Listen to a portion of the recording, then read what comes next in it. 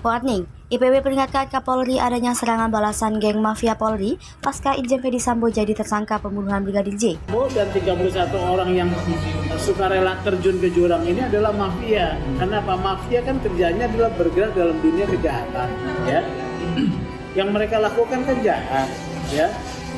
Mafia juga bekerja bagaimana menutupi kasus-kasus hukum, pelanggaran hukum dengan cara membunuh saksi, ya, menyuap, ya kan, gitu kan, kemudian mengarang cerita bohong. Ini sama nih. Ini ada apa sih dalam kepolisian? Ini yang ngajarin kerja seperti ini siapa? Karena itu bukan kerja polisi. Kalau ada orang membunuh kemudian menghilangkan barang bukti lalu mengajak seluruh korps yang ada di dalam geng itu untuk berbohong kepada seluruh rakyat Indonesia, itu kan kelakuannya mafia. Kalau polisi nggak gitu. Itu sebetulnya ini ada perlawanan yang menyerang orang-orang dalam tim sus. Ya, perlawanan dari kelompok ini akan menyebar isu, ya, isu-isu negatif terhadap personel tim sus. Nah itu kan yang kesulitannya. Kenapa? Buktinya tuh nggak ada. Sehingga yang dilakukan sekarang yang dilawan polisi itu adalah mafia. Karena lawannya mafia, maka adalah kewajiban kita membantu polisi untuk melawan para mafia ini. Mudah-mudahan geng kejahatan ini tidak membesar, ya, tidak menjadi penguasa di Mabes Polri, tetapi bisa dibersihkan jalannya. Jadi ini yang harus benar-benar dilihat, ya, tidak hanya oleh Kapolri, ya, karena dia berasal dari internal, tapi juga dari pihak eksternal seperti Kompolnas, kemudian Komisi 3 DPR, dan juga Presiden Jokowi. This is the momentum untuk melakukan koreksi, ya, correction di tubuh Polri seandainya memang Sigit Listio Prabowo betul-betul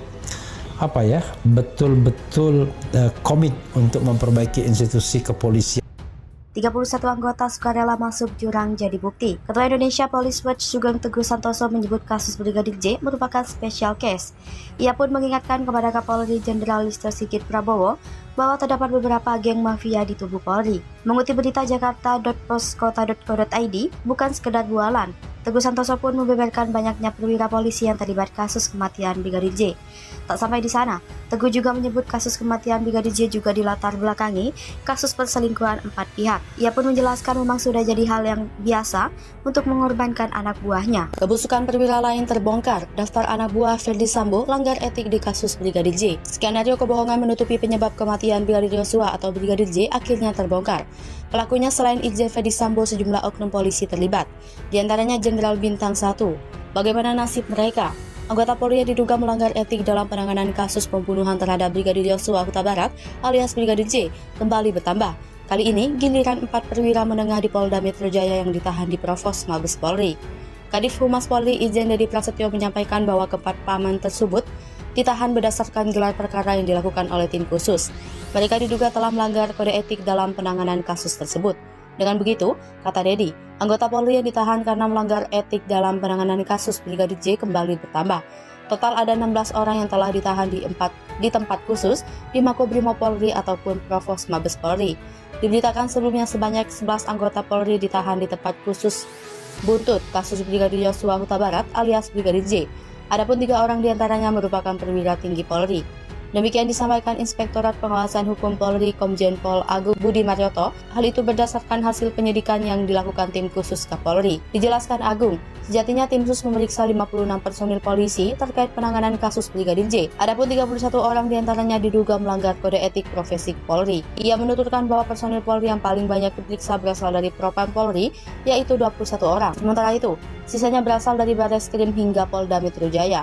Tribun News mendapatkan daftar nama 27 anggota Polri yang diduga melanggar kode etik di kasus Brigadir J. Adapun 3 orang diantaranya juga diduga melanggar tindak pidana dalam kasus kematian Brigadir J. Ketiga nama yang diduga melanggar kode etik sekaligus tindak pidana adalah Kadif Propam Pol Irjen Ferdy Sambo, Satlantas Polres Brebes Polda Jateng yang juga ajudan Ferdy Sambo yaitu Bribka Riki Rizal, dan anggota Brimob yang juga ajudan Irjen Ferdy Sambo yaitu Baradae Richard Eliezer. Ketiganya kini telah ditetapkan sebagai tersangka. Dalam daftar yang diterima ada 24 anggota Polri yang diduga telah melanggar kode etik, sementara 4 anggota Polri masih menjalani pemeriksaan dalam dugaan pelanggaran kode etik. 4 anggota Polri itu terdiri dari 3 perwira menengah dan 1 perwira pertama.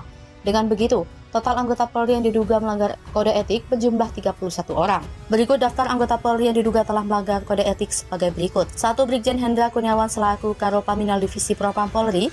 2. Brigjen Beni Ali selaku Karoprovos Divisi Humas Polri. 3. Brigjen Agus Budiarto selaku Kapuslap 4 Bareskrim Polri. 4. Kombes Susanto selaku Kabagakum Biro Provos Divisi Propam Polri. 5. Kombes Agung Nurpatria selaku Kaden A Biro Paminal Divisi Propam Polri. 6. Kombes Budi Herdi Susianto selaku Kapolres Jakarta Selatan. 7. Kombes Leonardus Simatupang selaku Pemeriksa Utama Biro Provos Divisi Propam Polri. 8. AKBP Adi Cahyanugraha selaku Kadit 1 Subdit 3 di Tipidum Bareskrim Polri. 9. Kompol Cuk Putranto selaku PS Kasub Bagaudit Bagak Etika Rawap Prof Divisi Propam Polri. 10. Kompol Baikuni Wibowo selaku PS Kasub Bagriksa Bagak Etika Rawap Prof Divisi Propam Polri. 11. AKP Irfan Widianto Dit Tipidum Bareskrim Polri. 12. AKBP Ridwan S. Soplanit selaku Kasat Reskrim Polres Jaksel. 13. AKP Rifaizal Samuel selaku Kanit 1 Satreskrim Polres Jaksel. 14. Ibda Arsyad Daifa Gunawan selaku Kasubnit 1 Unit 1 Satreskrim Polres Jaksel. 15. AKBP Arif Rahman Arifin selaku Wakaden Biro Paminal Divisi Propam Polri. 16. Kombes Murbani Budi Pitono selaku Kabagrenmin Divisi Propam Polri. 17. AKP Diah Chandrawati selaku Paulop Bagrenmin Divisi Propam Polri. 18. AKP Idam Faidillah selaku Pamaden Arab Propaminal Divisi Propam Polri. 19. Bribtu Sigit Mukti Hanggono selaku Rapaminal Divisi Propam Polri. 20. Ibtu Hardista Tampu Bolon selaku Pamaden Arapaminal Divisi Propam Polri. 21. Ibtu Januar Arifin selaku Pamaden Arapaminal Divisi Propam Polri. 22. Brigadir Frilian selaku Biro Provos Divisi Propam Polri. 23. Bribtu Firman selaku Biro Provos Divisi Propam Polri. 24. Barada Sodam selaku BKO Divisi Propam Polri. Irjen Ferdi Sambo sempat komunikasi dengan istri 1 jam sebelum Brigadir J mati. Komisi Nasional Hak Asasi Manusia telah rampung memeriksa Irjen Ferdi Sambo di Makobrimob Kelapa II Depok, Jumat 12 Agustus 2022. Dalam pemeriksaan kali itu, Komnas HAM fokus menggali alur waktu sebelum peristiwa penembakan terjadi. Komisioner Komnas HAM M. Khairil Anam menemukan pada komunikasi antara Ferdi Sambo dengan istrinya, Putri Candrawati 1 jam sebelumnya. Kejadian itu terekam CCTV yang menampilkan rumah pribadi Sambo di Jalan Saguling, Jakarta Selatan. Komnas HAM juga mengonfirmasi kondisi Brigadir J saat rombongan tiba di Jakarta. Ferdi Sambo memastikan Brigadir J masih hidup. Tak hanya itu, Komnas HAM juga mendalami percakapan antara Brigadir J dengan kekasihnya, Vera. Percakapan itu, kata Anam, merupakan informasi ancaman yang disampaikan Brigadir J kepada sang kekasih.